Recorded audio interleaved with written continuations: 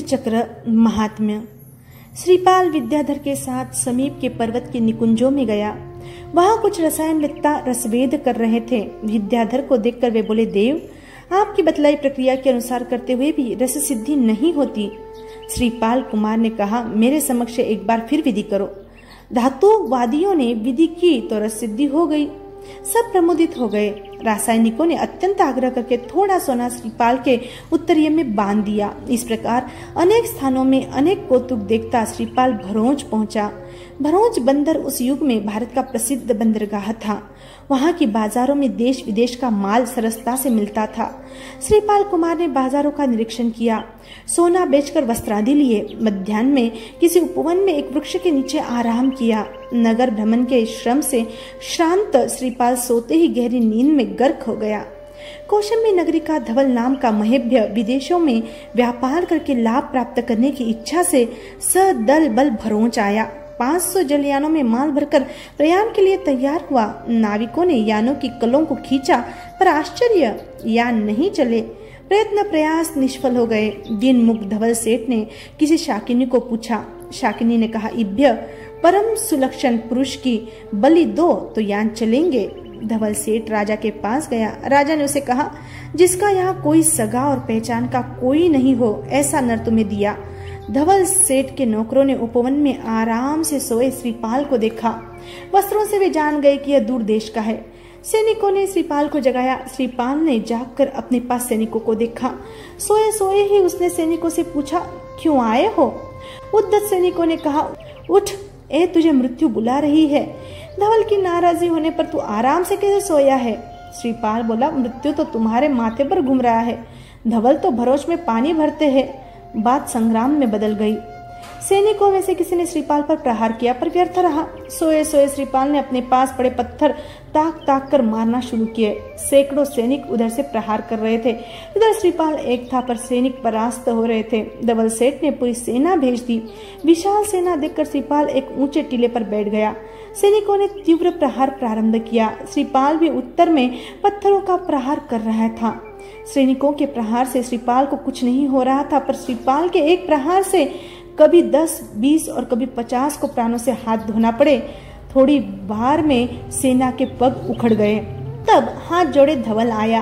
अपनी कथा कही। श्रीपाल ने कहा, साहूकार, यानों को चला दूंगा, पर 1 लाख स्वर्ण मुद्रा लूंगा। धवल ने देना स्वीकार किया। श्रीपाल समुद्र तट पर गया। एक यान पर चढ़कर श्री सिद्ध चक्र का ध्यान एवं स्मरण करके श्रीपाल ने मस्तूल जैसे ही खींचा कि सब यान चल पड़े। धवल सेठ ने कहा, भद्र, यदि तुम मेरे साथ आओ तो मैं तुम्हें प्रतिवर्ष 1000 स्वर्ण मुद्रा दूंगा। श्रीपाल ने कहा, साहूकार, यदि तुम सब सैनिकों को जितना धन देते हो उतना मुझे दो तो मैं आऊं। धवल सेठ ने हिसाब किया तो 1,000,000 स्वर्ण मुद्रा हुई। एक को इतनी कैसे दी जाए? सेठ ने कहा, यदि 10,000 मुद्रा लो तो मैं तुम्हें रख सकता हूँ। फिर जैसे तुम्हारी मर्जी। मुस्कुराते हुए श्रीपाल ने कहा, श्रेष्ठीन, मुझे धन नहीं चाहिए। मैं देश दर्शन के लिए तुम्हारे साथ आता हूँ। एक बैठक का जितना भाड़ा लेना हो ले लेना। धवल सेठ ने स्वीकार किया। यान चले। कुछ दिनों के बाद यान बब्बर द्वीप पहुंचे। ईंधन, जल और खाद्य सामग्री की आवश्यकता की पूर्ति में सब लगे। बब्बर द्वीप के राजा महाकाल के कर्मचारी बंदर का कर उगाहने को आए। धवल सेठ ने कर देने से इनकार कर दिया। कर्मचारियों ने धवल सेठ को समझाया, पर वह नहीं माना और कर्मचारियों को भगा दिया। राजा इस संवाद से नाराज हो गया।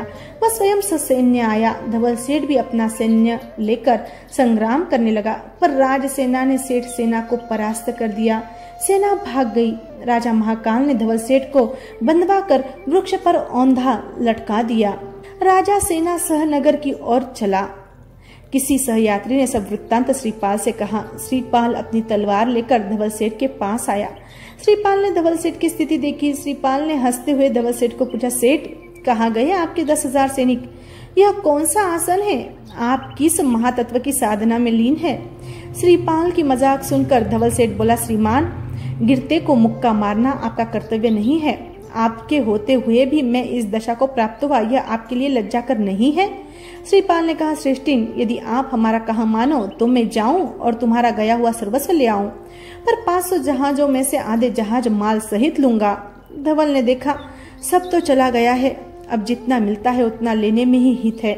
जीते रहेंगे तो 1000 जहाज होंगे। सेठ माना, पर श्रीपाल ने लेख प्रतिज्ञा करवाई। सारी बात तय होते ही श्रीपाल तलवार और धनुष बाण लेकर श्री सिद्ध चक्र का स्मरण कर राजा महाकाल के पीछे गया। वन में निर्भय होकर सिंह घूमता है, वैसे ही निर्भय हो श्रीपाल आगे बढ़ा।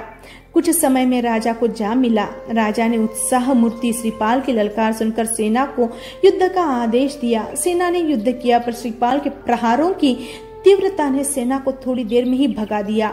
महाकाल को बांध कर ले आया सागर तट पर। धवल सेठ के बंधन खुलवाए। धवल सेठ अपनी कटारी से राजा का घात करने को उद्यत हुआ। हंसते हुए श्रीपाल ने रोककर कहा, साहूकार, आपका बल मुझसे अज्ञात नहीं है। राजा के बंधन खोलकर श्रीपाल ने कहा, राजन, सुख से नगर में पधारो, आपका राज्य हमें नहीं चाहिए। इतने में भागे हुए सब सैनिक वापस आए। क्रोधित धवल सेठ ने सबको निकाल दिया। श्रीपाल ने अपने भाग के जहाजों पर उन्हें रख लिया। श्रीपाल के इस उत्तम वर्तन से प्रभावित हुआ राजा महाकाल। अनुभवियों का कहना है कि पुण्यवान मनुष्य जल, थल, रण या अरण्य कहीं भी जावे, संपदा उसके चरणों में लौटती है। कुछ ही घटिकाओं में श्रीपाल 250 जहाज और 10,000 सेना का मालिक हो गया। ठीक है, जिसका भाग हो सिकंदर, उसे रत्न देता है समंदर। राजा महाकाल कुमार को अपनी नगरी में ले गया। राजसभा में उसने अतीव सम्मान किया कुमार श्रीपाल का। करबद्ध हो राजा बोला, महाभाग, आपका दिया राज्य प्राण और लक्ष्मी है, तथापि यह मदन सेना नाम की मेरी आत्मजा है। आप इसका स्वीकार कर मुझे कृतार्थ करे। श्रीपाल ने इनकार किया, पर राजा महाकाल ने बड़ी अनुनय पूर्वक मदन सेना का वाग्दान कर दिया। श्रीपाल मौन रहा। शुभ लग्न में विवाह संस्कार हुआ। राजा ने करमोचन के समय हाथी, घोड़े, रथ, रत्न, स्वर्णादि इतना दिया कि दर्शक स्तब्ध रह गए। कुछ दिन वहां रहकर जब कुमार ने प्रस्थान की इच्छा की, राजा ने एक मनोहर और उत्तुंग 64 स्तंभों का महायान तथा नर्तकों का एक पेटक दिया। सदल बल कुमार श्रीपाल ने धवल सेठ के साथ आगे प्रयाण किया। कुछ दिनों के सफर के बाद यानों का समूह रत्नद्वीप के तट पर आया। सब लोग अपने अपने कार्य में लगे।